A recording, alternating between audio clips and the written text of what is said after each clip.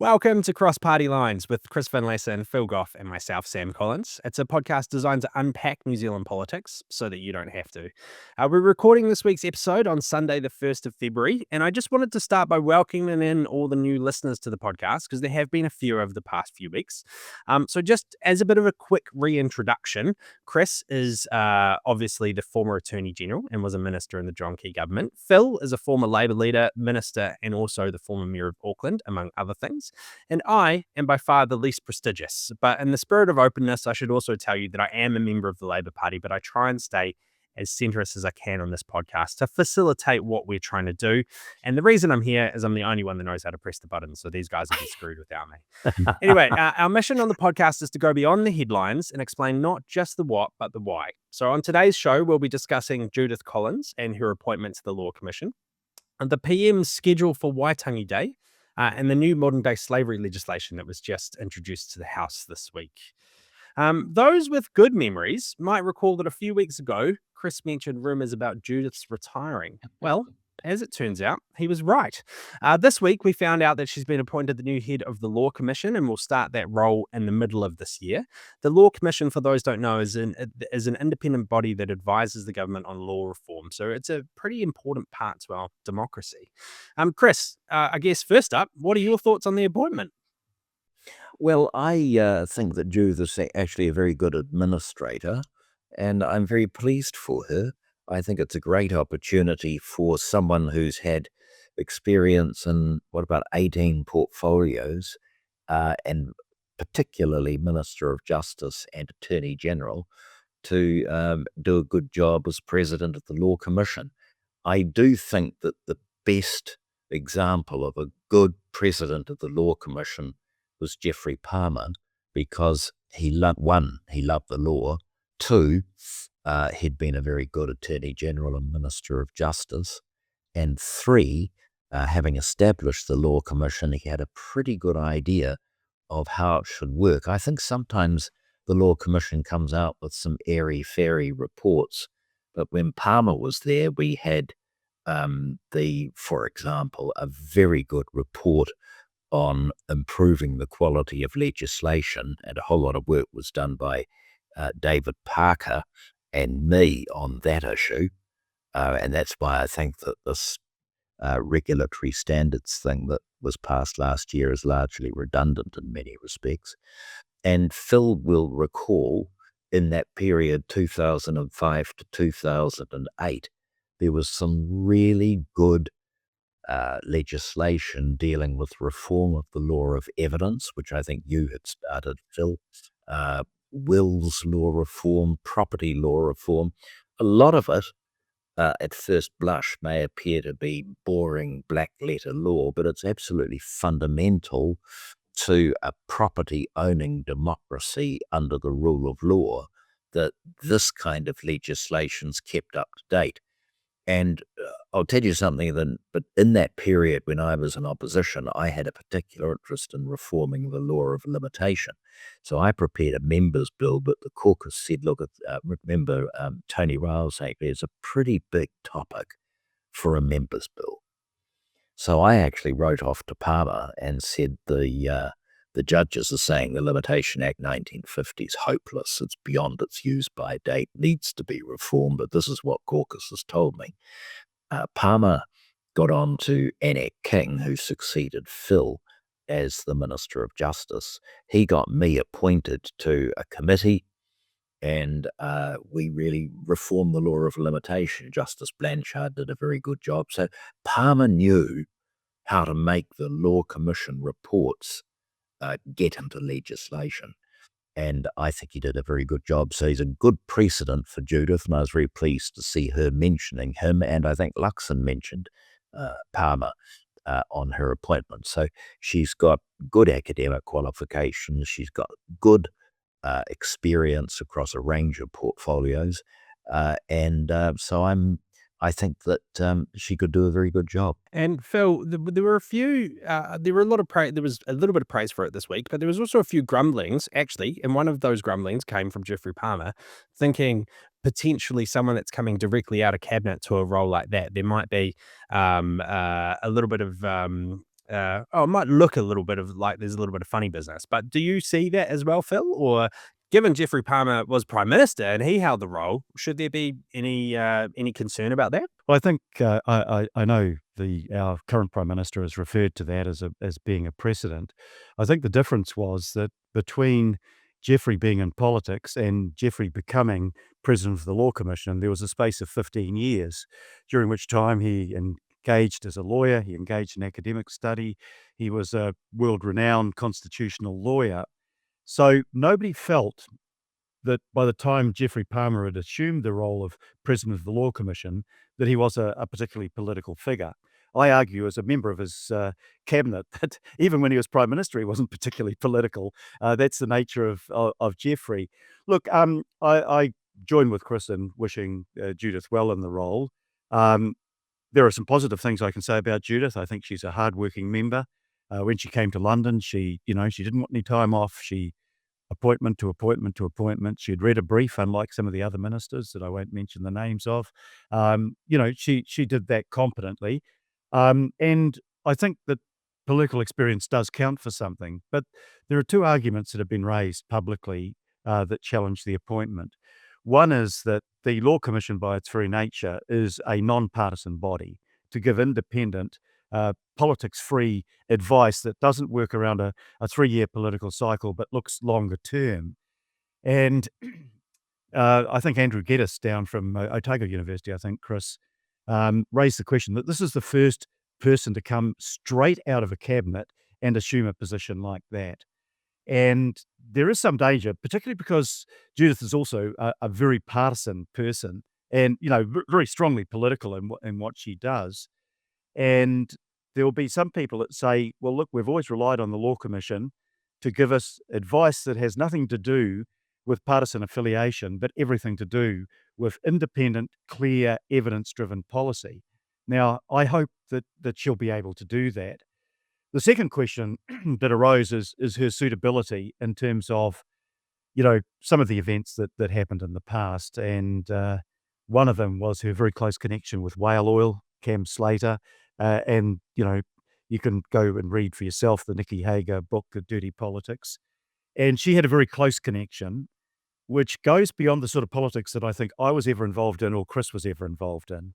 I never relished the idea of using dirty political tactics to get to places. I just think that's inappropriate. And the second thing is the scandal around Orovida. And those two things were both scandals. I think both resulted in her losing her position. So people have raised those questions. And I was talking to a lawyer today that just by chance who said, look, there's a fair amount of unease in legal circles about this appointment on both of the grounds that I've just mentioned. So look, time will tell. She may turn out to be a really good president of the Law Commission, but she has created a new precedent and straight out of cabinet, still in Parliament, and president of the Law Commission, and being a very political person as against, some people in Parliament that can be, that they're members of parties, they stand with their party, but they don't go quite to the extent that Judith has on various occasions. So those are the two qualifications that, I'd put into the mix. But I'm prepared to give her the benefit of the doubt. Yeah, look, Orovida and Cam Slater, well, that was sort of 12 years ago. So, okay, some mistakes were made. She owned up to it. But I worked very well with her when she was Minister of Justice and I was attorney. And in the old days, of course, the two portfolios were held by the same person. I think Palmer was the last person to be Attorney General and Minister of Justice. And I know that the Cabinet Office always says to incoming Prime Ministers to split the job simply because of the vetting responsibility an attorney has under the Bill of Rights. So I personally disagree with that. I think there's a case for having both portfolios together. But I'll give you an example of where I thought Judith was really good. I knew that the court's legislation was basically not fit for purpose. And Grant Hammond, who was a Court of Appeal judge, was president of the Law Commission at the time. And I suggested to Judith that that was legislation that needed to be looked at. She was very supportive of it, and that gave rise to the revamped District Courts Act, the Judicial Review Procedure Act, the Senior Courts Act, and that was a really very good piece of work. And of course, the senior courts legislation is core constitutional legislation. I also had this idea that we needed a consolidated Parliament Act, and after 10 years gestation, I think we've now got that. And so our constitution is an unwritten constitution, but it's contained within a number of statutes, and Judith got it. And I work very well with her. I also proposed a complete reform of the Declaratory Judgments Act, and she was supportive of that when Amy came in. She didn't think that was particularly um, uh, noteworthy, and she had her own projects, and that was well and good. I think that was an opportunity missed because I come back to that point, that black letter lawyer legislation is actually very important to make sure the fabric of justice is kept up to date. So, look, yet I hear what people are saying, but I'm going to give it the benefit of the doubt because I think someone with experience as a minister of justice, a parliamentarian, and someone who's a good administrator is the sort of person I think the Law Commission could do with at the present time. As you said, Chris, I forget how long the evidence bill was, but it was bloody long. But I introduced it with confidence, knowing that the best minds on the Law Commission had put it together and done something that, was beyond the skill and the resources of the Justice Department. That, and on a number of occasions, the Law Commission's done some really good work. It's an organisation whose reputation we absolutely need to protect. Yeah, and I agree with that. And the other thing that I'm going to find amusing is that Judith will find very quickly that the Law Commission's under-resourced and has been for quite some time.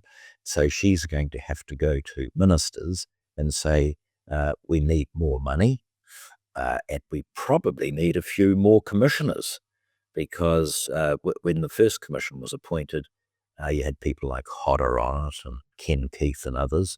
John Wallace, I think, was on it as well, and a huge amount of, and Woodhouse, a very senior and respected judge of the 70s and 80s, and they did some very good work. But I do think it probably does need a bit of a boost, and I do hope that it concentrates on some of this black letter stuff, the Crown Proceedings Act, the Declaratory Judgments Act, stuff like that, reform of all our private international law. That sort of stuff does matter, and you need a president who will drive that agenda, and you need a Minister of Justice and Attorney General who will look at those issues. And David Parker was very good on that sort of stuff as well. And of course, she's not only leaving a cabinet position and a government, but she's also leaving one of the safest blue seats in the country, and one, Phil, that I actually think you live in at the moment. But is there any inside word about who might be taking her position in Papakura? I am indeed a constituent of the Honourable Judith Collins, and when I was introducing her in London, and I gave her, a nice introduction, she said, "Well, thank you for that, Phil Goff, given the fact that you live in my electorate and you've never voted for me." And I thought, I immediately thought of the answer I should use, but I thought I'd just be discreet, rather more discreet than I was about some other matters as High Commissioner. But what I should have said is, if I'd voted for you, Judith, it would have damaged both of our reputations. But look, it's a safe. It was, in fact, one of the safest national seats in the country. There won't be a by-election, of course. She'll resign from Parliament at a point where by-elections no longer need to be held. It's got a majority, I think, of about 13,500 at the moment. The boundaries have changed a bit. They've lost the Beachlands end of it to Botany, and they've gained a bit of Takanini, and that will, give a little bit more support to the centre-left. But you'd have to be an optimist to think, and Judith, she has a profile as a local MP. Some of that will be a personal vote for her. So the margin will be less, but you'd have to be a real optimist to say that that's one of the seats that will swing with a change of government. It's a seat that there'll be a lot of competition for. Who's in for it? I don't know whether Chris has heard anything, but nobody's name has been brought forward publicly. Well, it's only a week since Judith Collins announced that she was stepping out of Parliament, and I don't think that anybody has put their hand up, but I imagine there'll be a lot of competition for it. Safe seats. It's a ticket to a career in Parliament that you can build on to do good things if you want to stay there for a while. So I imagine, and I hope that there'll be some better candidates than pulling somebody off as a local councillor that might happen to have some name recognition. I think they can do better than that. It's an interesting. Just looking back now, this will immediately make me seem like old, but it used to be Phil Amos's seat, and then Merv Wellington beat him 50 years ago. Manarewa, Manarewa was the old electorate, but there's been a lot of growth since then, Chris. Yeah.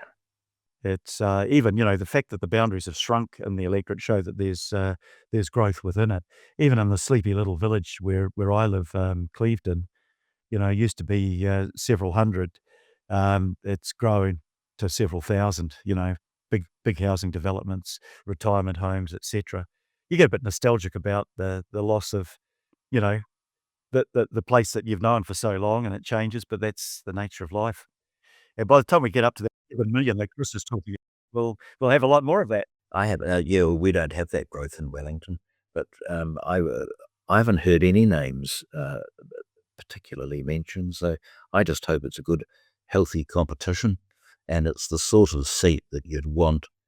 I always recall the first selection I went to in Karori. You had Oxford versus Cambridge, Hugh Templeton versus Julian Watts, and two stellar candidates, and I would have thought it would be good for politics and the National Party to have a really good competition of top quality people, some of whom may not reside in the seat. Well, that's not critical. In fact, Judith didn't reside. She lived in the centre of Auckland, but and you don't have to reside in your seat to be a good local MP. I mean, I lived outside of my electorate, but I was there all the time. It never became an issue for me.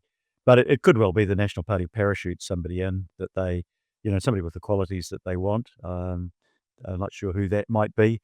But your selections in the National Party are pretty much locally determined, aren't they, Chris?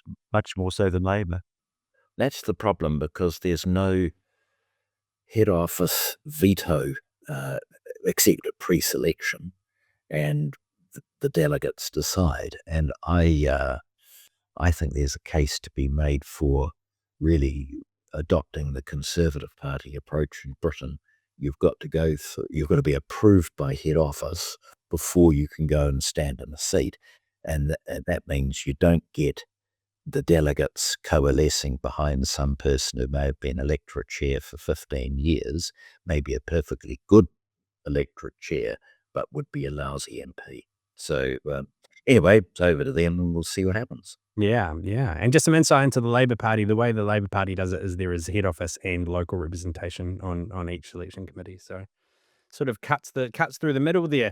Right, well, we'll move on to the next topic. Prime Minister Christopher Luxon has said on many of occasions that he wants to spend Waitangi Day exploring various places in the country where the treaty was signed. Last year, he obviously spent the day in Akaroa, and this year, it was expected that he would return to Waitangi, and that was sort of the messages we were getting through the media. And then we got news very early on Saturday morning, whether that's telling or not, I'm not sure, but that he will be at Waitangi Day this week, but he'll return to Auckland for the National Day itself. So he won't be there on Friday, and he'll return for a community event.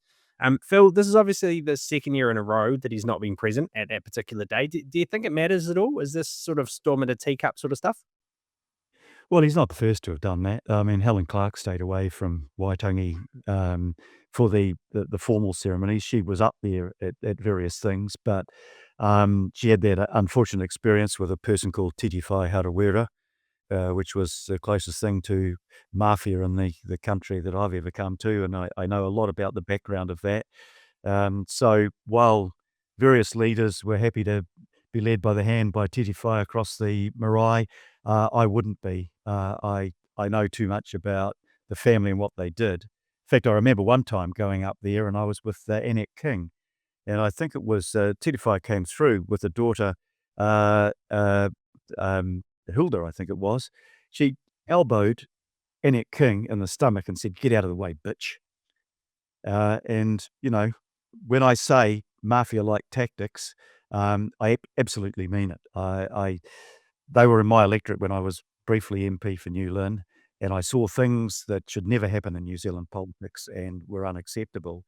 But look, Key stayed away on at least one occasion. English stayed away. I think, yeah, so he's probably fourth in line of prime ministers that haven't felt it obligatory to go there. I did Waitangi on many occasions, and I quite enjoyed a lot of it and the flavour of what it was about. And it is an opportunity for people to speak out. But there's some bizarre behaviour that happens there. Yeah, well, I've got some sympathy for senior politicians who go to Waitangi and are treated discourteously. Of course, no one has mentioned yet what happened to Stephen Joyce when he had a dildo thrown at him, and that had international headlines. I think he regarded it as mildly funny. But the reality of the matter is, if you make that journey to Waitangi, a public official should be treated with respect, because Don got mud thrown at him, I think. So I think that there's that point, lack of courtesy. Why should people turn up? Secondly, it's quite good to go around the country. The best Waitangi day I ever went to was at that marae in Banks Peninsula, where there was a really good selection or cross-section of members of parliament. I was a minister at the time, and at the end of the Waitangi Day celebration, Leanne Dalziel was the mayor of Christchurch, and we had this fabulous citizenship ceremony, and a whole lot of people became New Zealanders, and then Ngāi Tahu entertained them for lunch at the marae.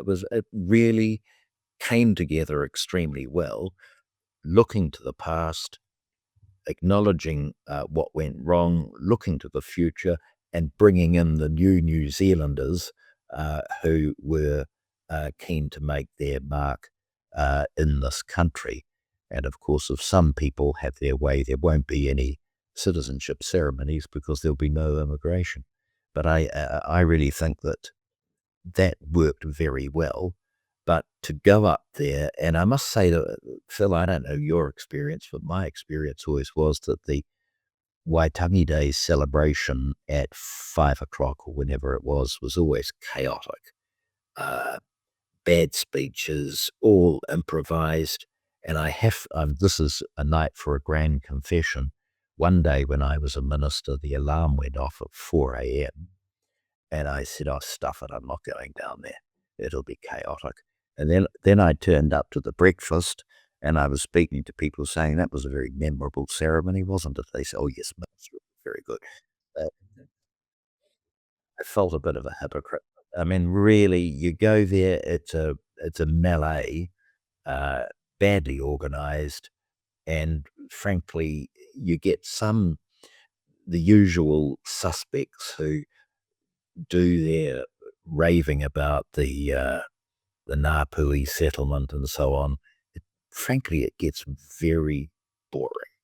So, in principle, yeah, travel around the country because the treaty was taken around the country to be signed.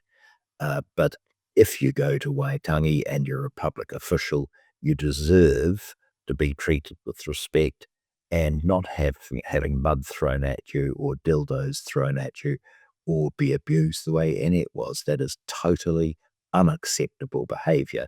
And in my experience, the big mouths of Waitangi Day never follow through with the other 364 days of the year.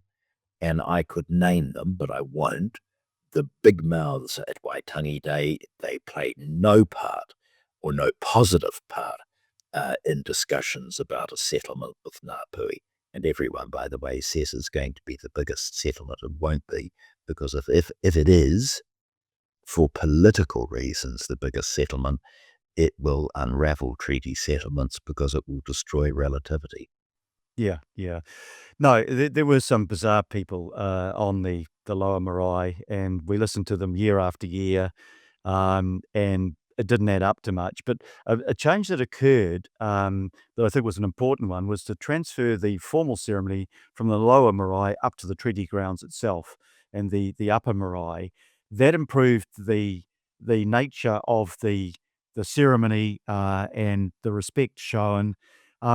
Jacinda Ardern relished the opportunity to get up there, and she brought in quite a good innovation. On the Waitangi Day, you'd start off with a diplomatic reception for all the diplomats, and they'd be in the Waitangi Hotel, etc. And she said, stuff that. What we're going to do is we're going to have a public barbecue, and Grant and I are going to be doing the cooking, and the other ministers helping with the serving. And it sort of made it more of a people's occasion. And she made a point of staying up there for several days. So look, I don't want to knock Waitangi Day. I don't want to knock the concept that you can protest there, but there's a good and a bad way of protesting.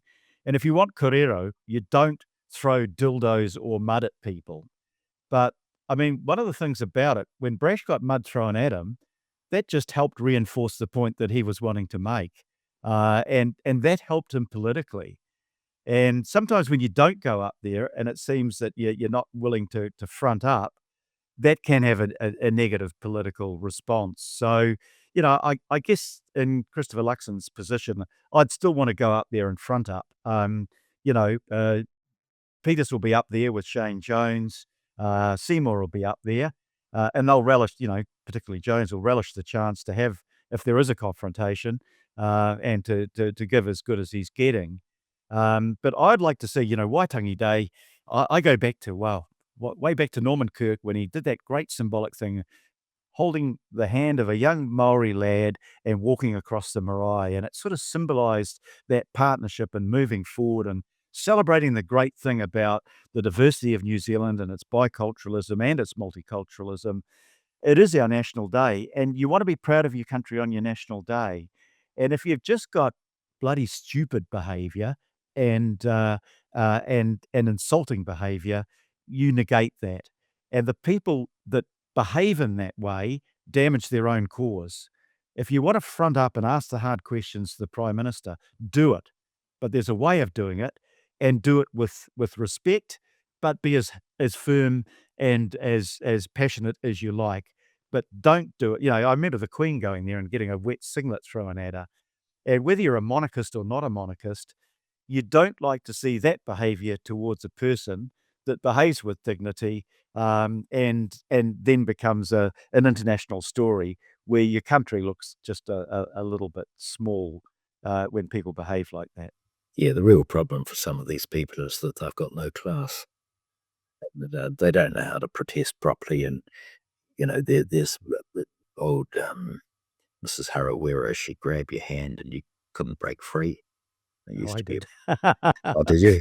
So, I knew the stories about the black widow spiders. Again, we've talked some negatively about some of the people. There's also some really good people up there, and it can be a good occasion and should be a good occasion.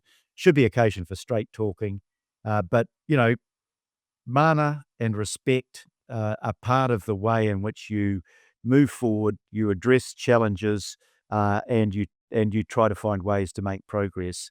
But throwing mud at somebody, no, that doesn't do it. And dildos are really And dildos, yeah. That was really designed to get international attention. And it got it. My only other question is Chris Luxon going to lose ground to Chris Hipkins if Hipkins is there? Is there even though I hear what you're saying, that there is obviously precedent for leaders and prime ministers not being there for many reasons, but is he going to lose ground on that? Well, not only to Hipkins, but also to Seymour and Peters, because he'll be the one that hasn't fronted up. So look, despite all the things we've said about there being good reasons, to go around the country and not to put up with bad behaviour, I think there's still the prospect that you can lose. Because, one thing I used to do at various times when I was Minister of Education or Minister of Employment, there was a big protest there.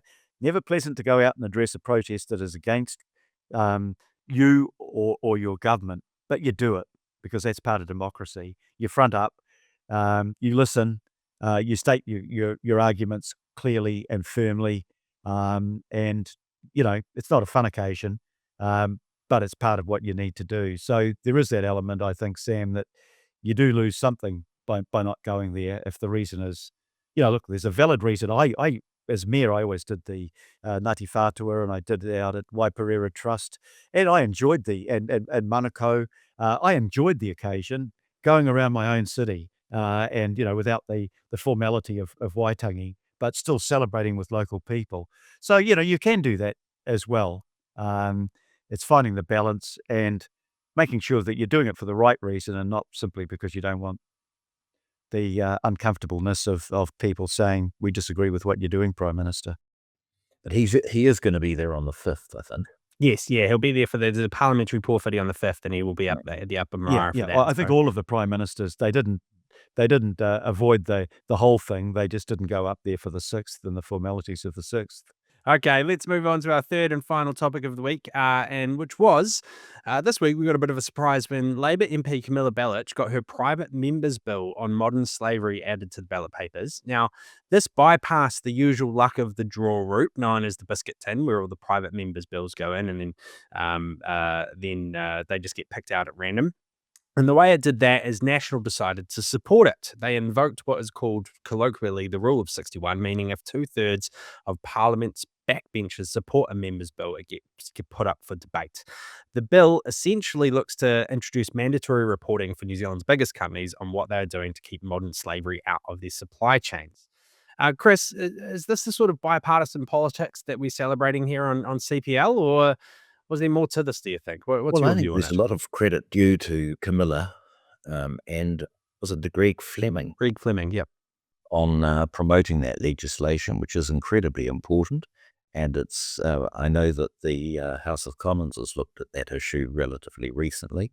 So well done to both of them, MPs who look beyond the old partisan scraps and work together on a major issue. And so, as you say, it didn't need to go through the ballot and is going to be what essentially a government bill. When I only had one occasion when something was pulled out of the ballot, and I'd been very keen to reform the law of contempt, and I could never persuade Amy Adams that it was a worthwhile project. Judith was actually very supportive. But when we went into opposition, there was a bill appended to the Law Commission's report. And so I put that into the ballot and out it popped, and I was delighted. But then I wrote to Andrew Little as the Minister of Justice and said this shouldn't be a member's bill, it should be a government bill. And so the government took it over and saw it through. And I think that was an entirely proper thing to do, because that sort of legislation is one that should be a government bill. But so, no, full credit to both of them, both good first-term MPs making a contribution, and will continue to make a contribution, working together on an issue that frankly should not be the subject of partisan rancor. It's the sort of thing the two big parties should be able to agree on, and let the minnow parties come along for the ride. Yeah, and it was a Minnow party, the ACT party, that was exercising the veto over this. I mean, I listened to David Seymour trying to justify why Brooke Van Velden wasn't putting that up as a priority bill. And he first of all said, it's going to impose more red tape on businesses. So, it doesn't matter in that sense.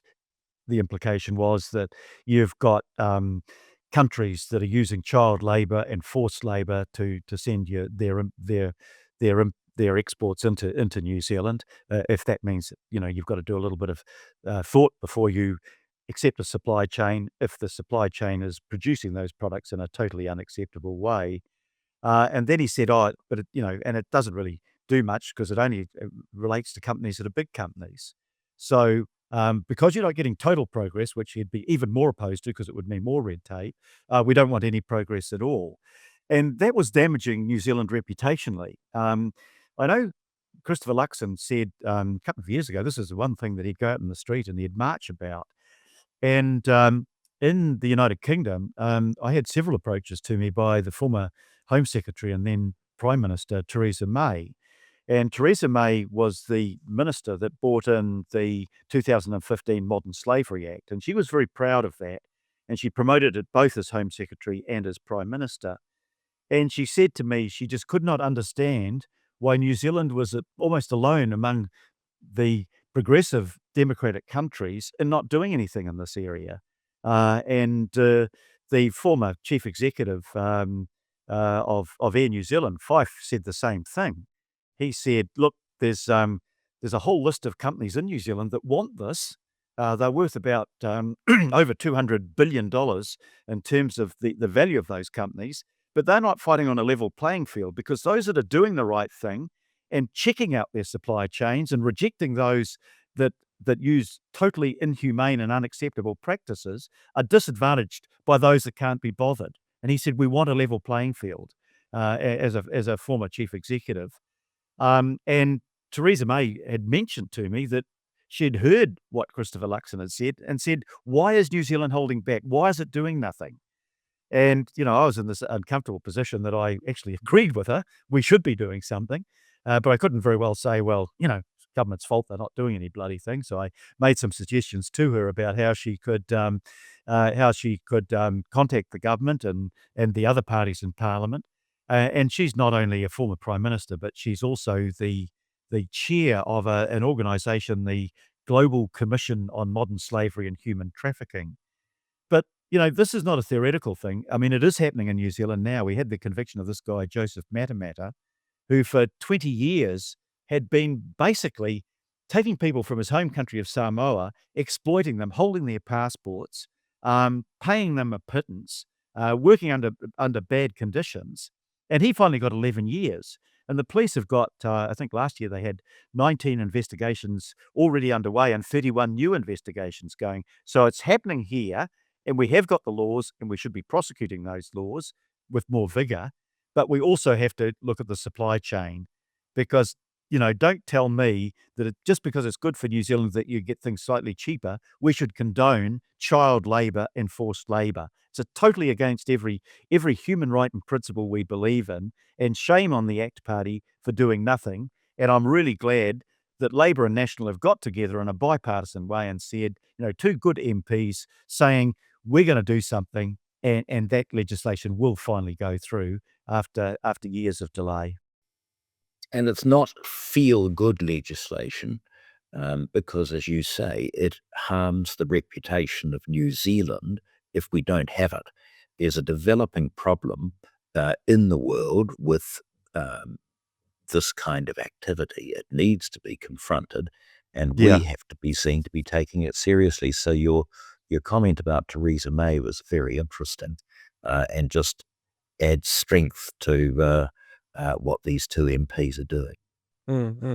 And I guess the other question that would be remiss for me not to ask while we're on this topic, obviously National needs some support for a little free trade agreement that they're bringing in. Do you think that had anything to do with it, Phil?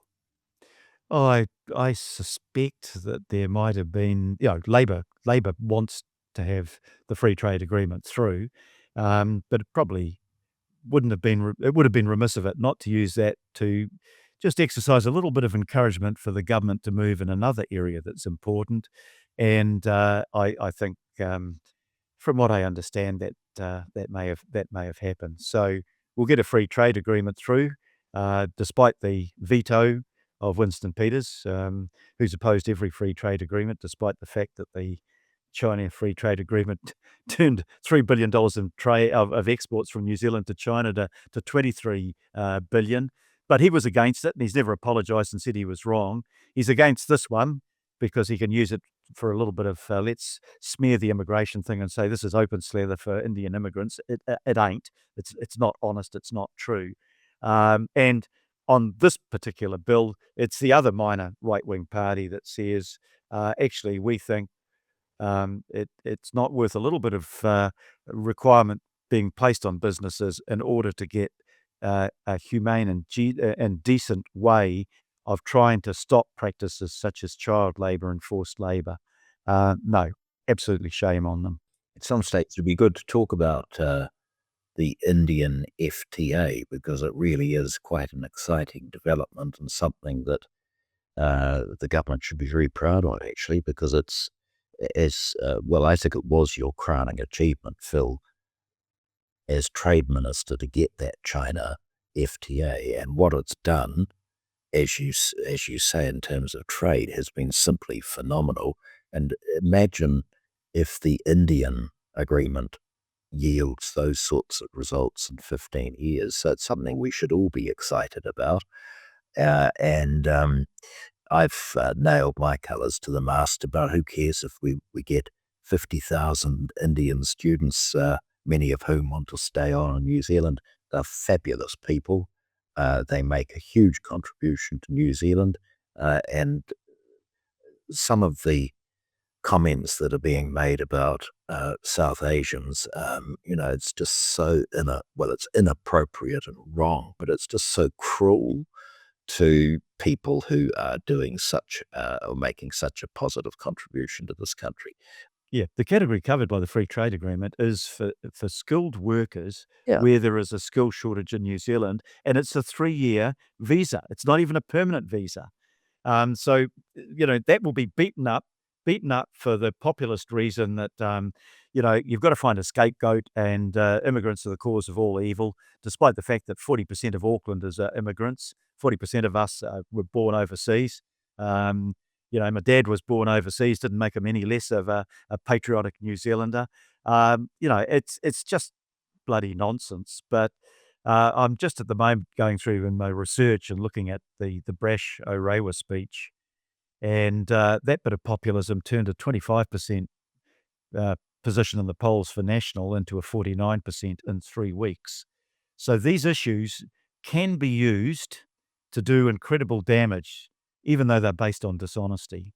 The worst thing you can actually do is light the fire of prejudice and scapegoating of somebody else causing problems when it's simply not true. And I remember the campaigns by Peters and New Zealand First in the 1990s about the Asian invasion, how it was going to totally destroy our society. I go to any of the schools in my old electorate and see the kids from all over the world, and they're growing up, they're speaking with a Kiwi accent, they hold New Zealand values, they're proud of where they came from, but they're even more proud to be New Zealanders.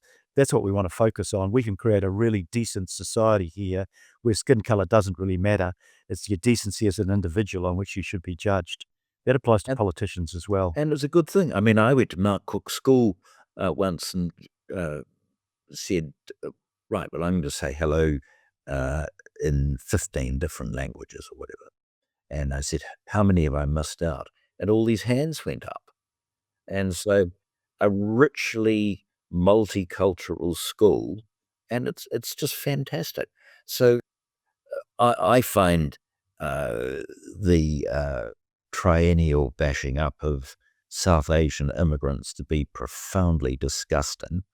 And as I say, by reference to the Indian community, the nicest, most wonderful community. I've told you I've got a 96-year-old mother, a booper in Crofton Downs. Those people who work there, many of whom remit monies back to India, they are the kindest, loveliest people, and they've got a very hard job. And we need more of them. We should be rejoicing at getting a very large Indian community. And I've said that, and I say to all my sort of booper driver friends who drive me around, many of whom have very good scientific and management qualifications, but have problems getting jobs in New Zealand, that, if we had 1 million Indians, it'd be a jolly good thing. So let's have a debate about issues that really affect the country, not this sort of nonsense. And I'm sure we'll delve into the Indian free trade deal when the text gets released. Obviously, the text hasn't quite been released yet, but there'll be more to say on that, I'm sure, in the next few weeks. You will get your wish, Chris. Yeah, won't be quite as big as China because it doesn't involve dairy, but it's still useful and it's important to do it. Okay, well, that brings us to the end of the show, and I guess now we're at the end of the show because we're full of open transparency here on Cross Party Lines. I can let you know two things. The first is that we wanted to get through the whole show without mentioning Trump or Winston Peters, and Phil broke that rule, Failed. so he the brickbat today.